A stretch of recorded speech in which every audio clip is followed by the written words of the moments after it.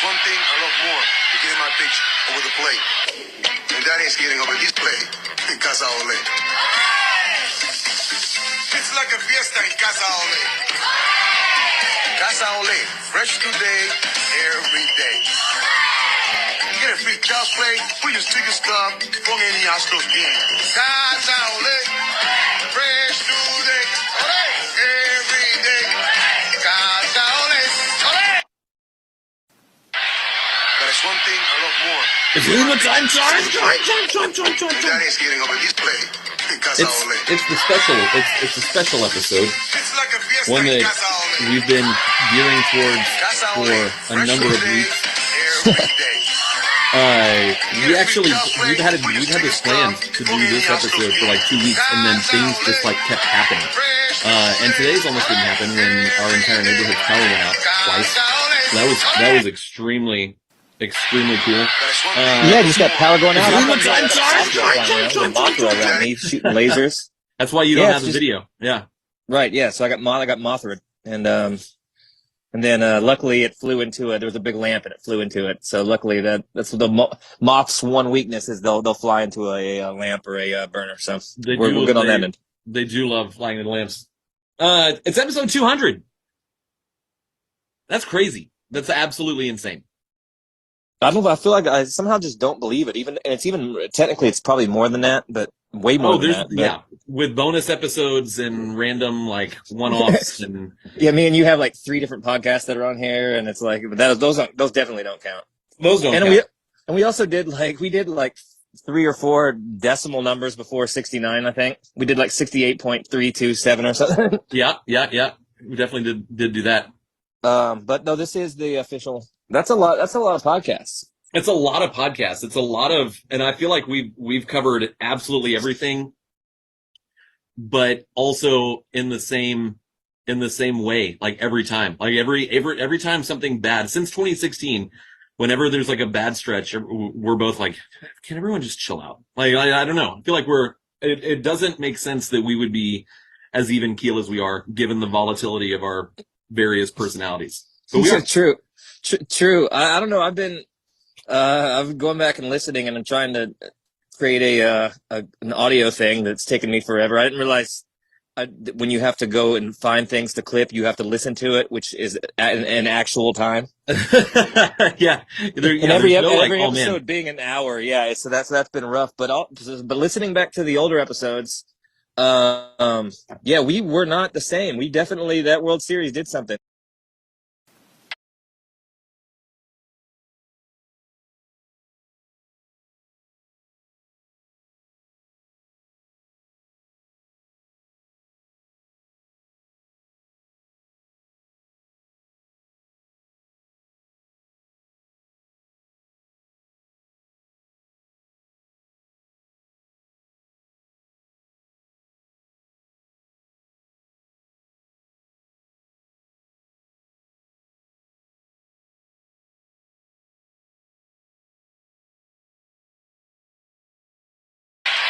There's one thing I love more than getting my pitch over the plate, and that is getting over this plate in Casa Ole. It's like a fiesta in Casa Ole. Casa Ole, fresh today, every day. Get a free child's play, put your sticker stub, pon any astros bien. Casa Ole, fresh today, every day. Casa Ole, ole. It's Lima time. It's the special. It's a special episode, one that we've been gearing towards for a number of weeks. We've had this planned to do this episode for like 2 weeks, and then things just like kept happening. And today's almost didn't happen when our entire neighborhood's power went out twice. So that was extremely cool. Yeah, just got power going out. I got a Mothra flying around. There's a Mothra around me shooting lasers. That's why you don't have the video. Yeah. Right. Yeah. So I got Mothra, and then luckily it flew into it. There was a big lamp and it flew into it. So luckily that's the moth's one weakness is they'll fly into a lamp or a burner. So we're good on that end. They do love flying in lamps. But it's one thing I love more than getting my pitch over the plate. And that is getting over this plate in Casa Ole. It's like a fiesta in Casa Ole. Casa Ole, fresh today, every day. Get a free child's play, put your sticker stub, con el Astros bien. Casa Ole, fresh today, ole, every day. Casa Ole, ole. It's Lima time.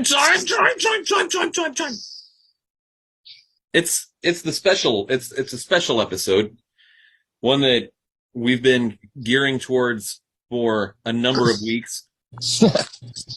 We've had this planned to do this episode for like 2 weeks, and then things just like kept happening. And today's almost didn't happen when our entire neighborhood's power went out twice. So that was extremely cool. Yeah, you just got power going out. I got a Mothra flying around. There's a Mothra around me shooting lasers. That's why you don't have the video. Yeah. Right. Yeah. So I got Mothra, and then luckily it flew into there was a big lamp and it flew into it. So luckily that's the moth weakness is they'll fly into a lamp or a burner. So we're good on that end. They do love flying in lamps. It's episode 200. That's crazy. That's absolutely insane. I don't know. I feel like I somehow just don't believe it. Even technically it's probably more than that, but way more than that. Yeah, with bonus episodes and random like one-offs and yeah, me and you have like 3 different podcasts that are on here, and it's like those definitely don't count. Those don't count. We also did like 3 or 4 decimal numbers before 69. I think we did like 68.327 or something. Yeah. We definitely did do that. But no, this is the official. That's a lot of podcasts. It's a lot of podcasts. It's a lot of, and I feel like we've covered absolutely everything, but also in the same way, like every time, like every time something bad since 2016, whenever there's like a bad stretch, we're both like, can everyone just chill out? Like, I don't know. I feel like it doesn't make sense that we would be as even keel as we are given the volatility of our various personalities. But we are. True. I don't know. I've been going back and listening, and I'm trying to create an audio thing that's taken me forever. I didn't realize when you have to go and find things to clip, you have to listen to it, which is an actual time. Yeah. Every episode being an hour. Yeah. So that's been rough. But listening back to the older episodes, yeah, we were not the same. We definitely, that World Series did something, because we were on pins and needles. We were just stressed out, and we were nervous, and we were angry, and we were sick of everything. Hated absolutely everything. Yeah, I did, and I was doing some. It was my microphone. I'm gonna blame it partly on the microphone, but I was doing some like fake radio voice. I was like talking like I was like this is. I tried to make it a real show. I tried to be a real host, and it was terrible. No one wants that. They can get that literally anywhere else. It actually wasn't terrible. It was a real good show. It's always no. I was about to say it's always been a good show, and that's true to an extent. Yeah, but I mean, it was like an official, like if we were one of those other dorks that are whatever their shows are called that are just talking about BAPIP every day, and literally it's just a perpetual pontificating on what's going to happen, who's doing this, what's going to do that. I can't deal with that. But yeah, so we were official, and I wasn't. You could see me slowly easing into just things going haywire. I would slip every now and again, yeah. But I have some. I don't know if this microphone will pick up the. I was gonna at least play I have our very first segment, not segment, but like the intro. And you can see it, and you can hear how dumb my voice was. Maybe I'll pepper in throughout this. I've got a few different clips of different stuff. Maybe I'll pepper in some fun. I like that. I like stuff. that a lot. Since we didn't do anything special, and we added more technical problems, which is as Lima time as it gets, is to have all sorts of technical issues. It wouldn't be the show if we didn't have that. Right. And some of them that were completely outside of our control, and some problems that we 100% intentionally put on ourselves. Yeah, mine. I'm gonna say mine are all. They're gonna all fall on me somehow. It's definitely anything that's gone wrong on my end is 100% my fault, and it's definitely. So I will take full. I'll be fully culpable on that front. This speaker is not. Let's see here. But yeah, so normally I don't like to own myself, but yeah, doing a voice is just the dumbest thing. I think it's part the microphone and the audio was even worse then, but I'll tell you this, it wasn't great. The first few years we were recording it on my really old MacBook Air that completely crapped out and died, which I'm upset at that. Now I've got a workaround now, but that's like how I was able to watch Astros games, was that MacBook that I'd like put a VPN on. But it was super old. And when that laptop died, it also took one of the greatest franchises in out of the park baseball history ever. Oh yeah, I forgot your point. And I can't ever get that back. But like and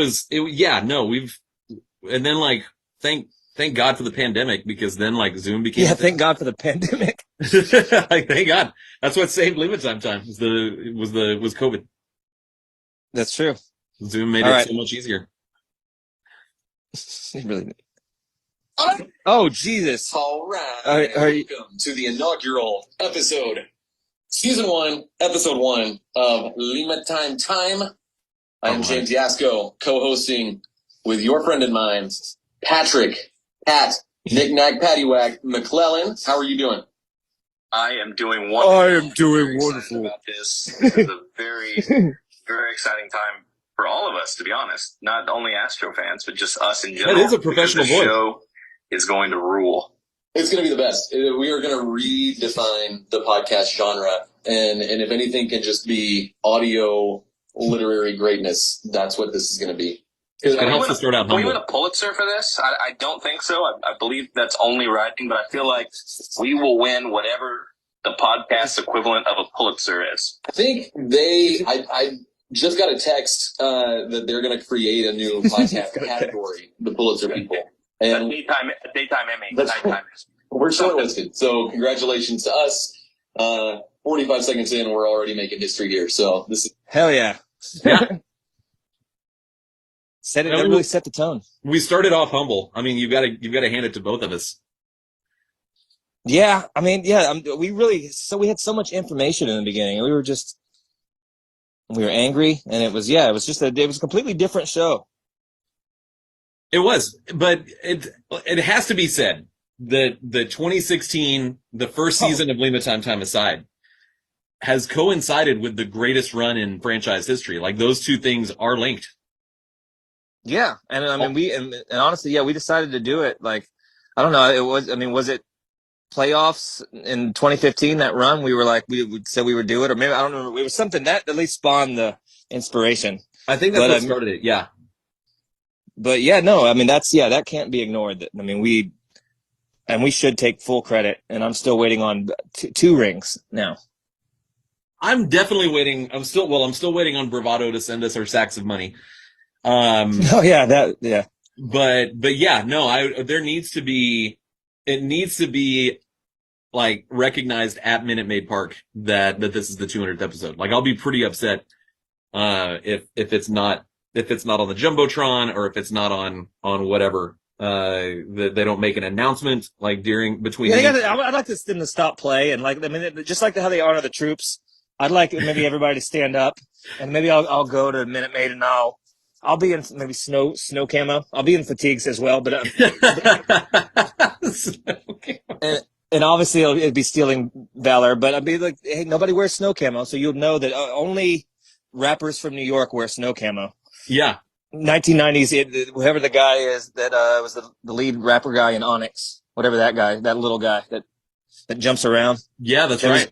There was always the bad boy love interest on all the sitcoms. Uh-huh. That guy. So yeah, he wears snow camo. But yeah, we'll do that. We'll stand up. They'll stop the game. Maybe I'll ride around in one of those bullpen cars, and like Ted Williams at that last All-Star game in Boston. That's a good call. And then we'll put you up on the big screen. Like they'll feed you in, and you can give us some sort of speech. Yeah, obviously, I'll be Porky Pigging it. Like I'll be shirt, no pants. And, yeah, you have to. And I'll climb up on the remnants of Tal's Hill and give a short expository 12-minute speech right in the middle of the game. Yeah, I'll go out there with a shovel and I'll just start digging. I'll be like, no, I'm putting the hill back. The Mariners will stand up on the top step of the dugout and politely clap and respectfully clap.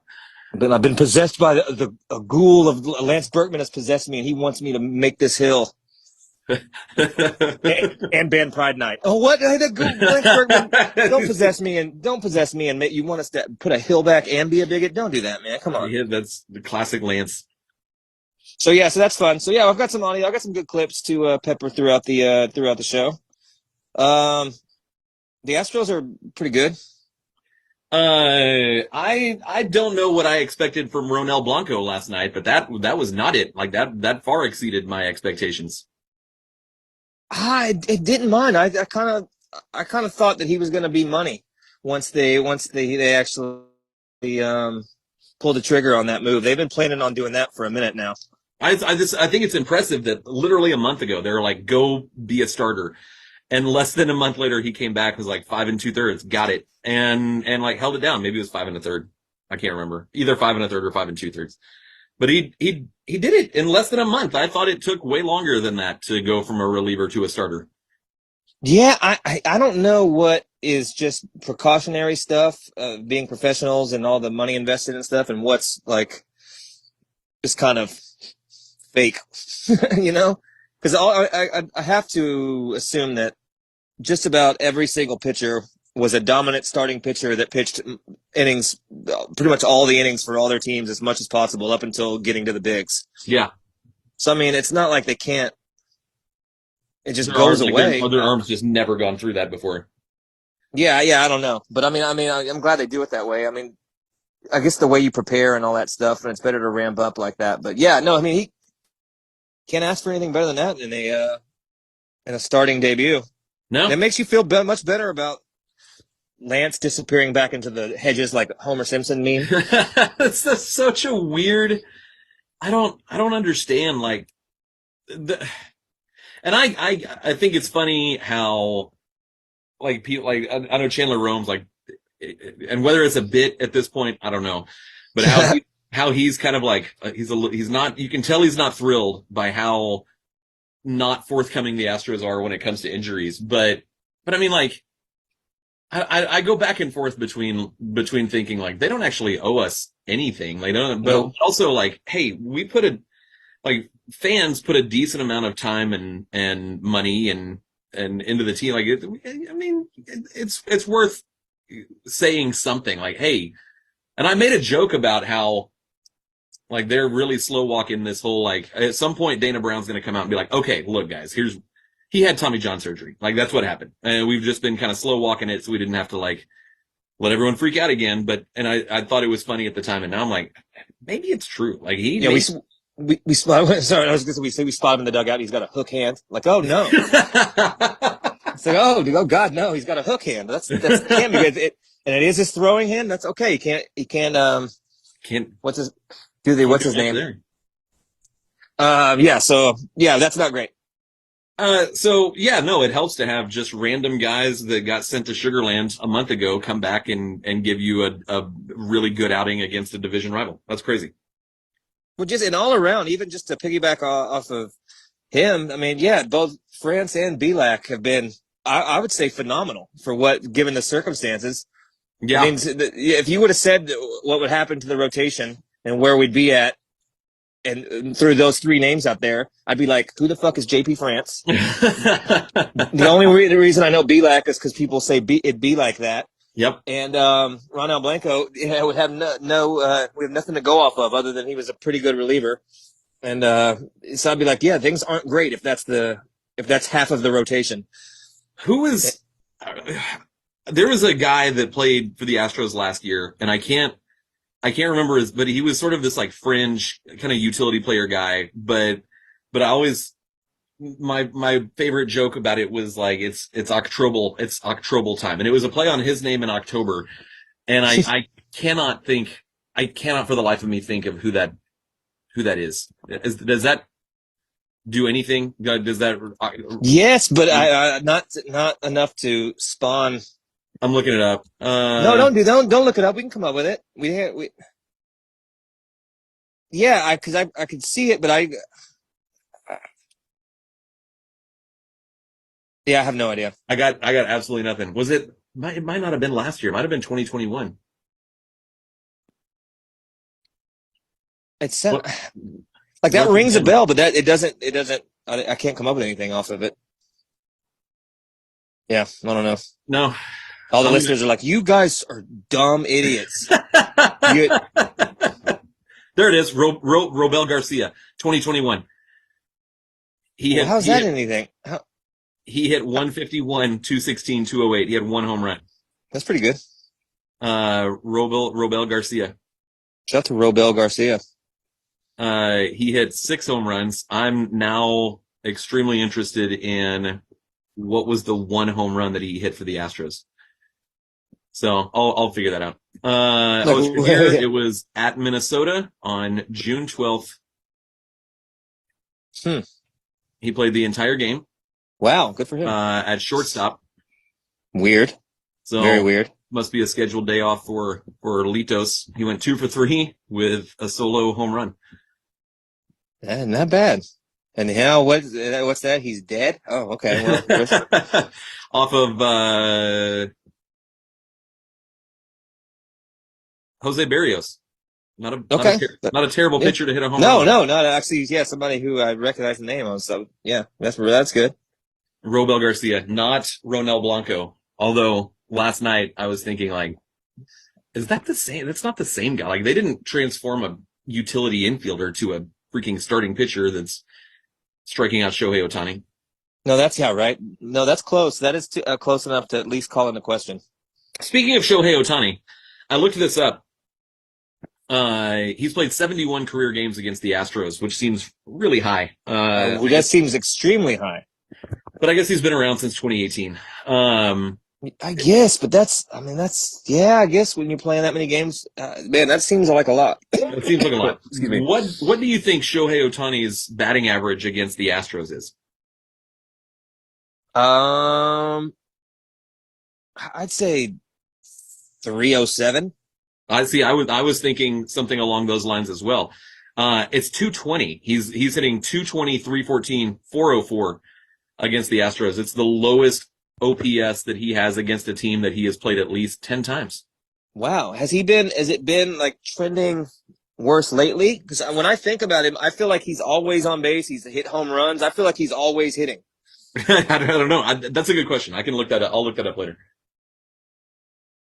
But yeah, because we've been dominating them lately. So I know he hadn't done too much. But when I just off the top of my head, I feel like he's. I know Mike Trout does nothing. He's cursed at Minute Maid, and but yeah, when I think about that, I'm like, oh yeah, he's always doing something. Yeah, the Angels team, this team as usual, they always have annoying players, even new ones that come up. Yeah, that shortstop infuriates me for whatever reason, and whatever. Yeah, there's something about them that I just can't. I don't know what it is. No, I just don't like them. I don't like any of them. I don't either. Which actually, you alluded to my next question. Mike Trout has played 140 games against the Astros. Almost a full season's worth of games against the Houston Astros. What do you think is his batting average against the Astros? I'd put him right around 220. It's a little bit better than Ohtani. It's 252. Okay. I mean, that's all you can ask against one of the greatest players that's ever played. Yeah, he has 252, 383, 511. That's an 895 OPS. And that's the second lowest OPS against teams that he has faced at least 15 times. Man. So the Astros just take care of business when it comes to Anaheim. Good. Yeah, that's good. I'm excited to see what happens with the matchup tonight, considering that the Mike Trout has, what is he? He's 0 for 9 with 8 strikeouts or something. Something like that. I mean, it's really something like that, or it's 9 for I think that might even be it. Against Framber? Yeah. Oh, it is Or Otani. was It's it Otani versus Framber tonight. That's gonna be fun. Oh, yeah, or is it no? It's Javier that dominates, right?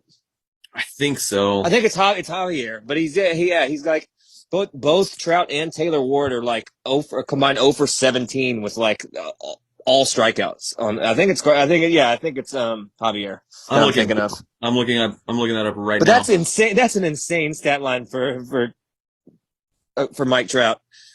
I guess he just can't see the ball. From Javier has that weird release that people are confused, and Trout cannot hit him, which rules. Let's see. I was hoping to find it like that quickly, but I guess not. No, they've buried that. They don't want that out. They don't want that out. They don't. Against Framber, Trout is 2 for 16 with 8 strikeouts. That's bad, but yeah, I think the Javier is like half the at bats, but almost all strikeouts. Christian Javier is 0 for 9 with 7 strikeouts and a walk. Okay, oh yeah. Woo! And it was like the same line for Taylor Ward as well. Like it was just like that's